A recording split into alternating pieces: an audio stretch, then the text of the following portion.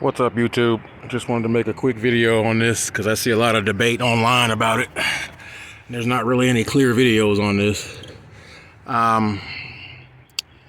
People trying to change out that fuel pressure sensor. Of course, you have to remove the intake and all that to get to it. And the debate is if you have to remove the high pressure fuel pump. I'm showing you now that you don't have to remove that. It's still on the car right there. So all you have to do is just take off the what do you call it? There's a cover over this piece here.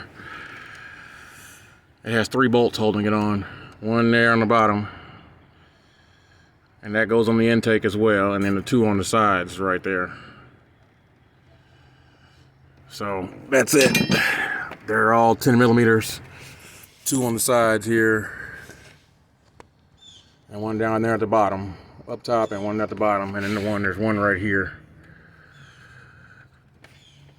So take off the 7 bolts on the intake,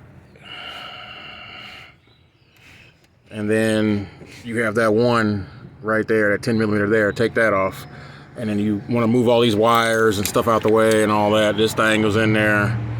Get all those loose, unplug this, and then that metal cover comes off. Take that off, and then you're all there. You're down to it. And as far as getting the intake out of here, there's a plug-in on the back of the intake. It goes to the alternator. Just unplug that and disconnect the little tab that holds it in there into the back of the intake. You have a bolt holding the oil dipstick on to the intake. Unscrew that.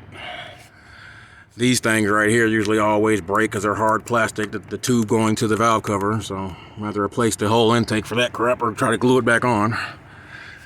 And you have another tube, a couple more tubes going to it. Just take all those off. But as far as getting the intake out, you don't have to remove this high pressure fuel pump.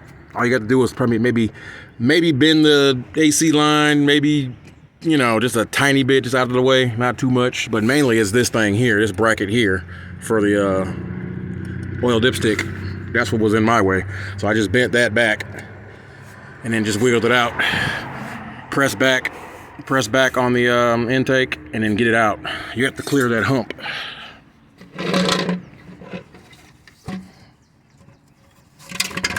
This hump is what you're trying to clear from the fuel rail.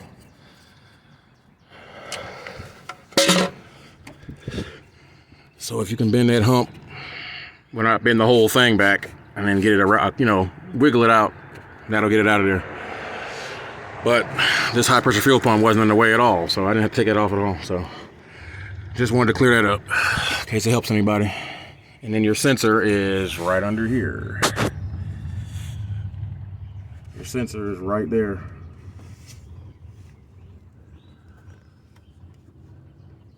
And that's just that little tab. Press down on that. Take a flathead and press down on that, and then pop that thing off. And you can twist this off with a pair of pliers or a crescent wrench or whatever. And then it's all done. Put it back on, you're good to go. But yeah, I just want to help you guys out with that. If you have any questions, leave them in the comments and I'll get back to you as always. But until next time, peace out.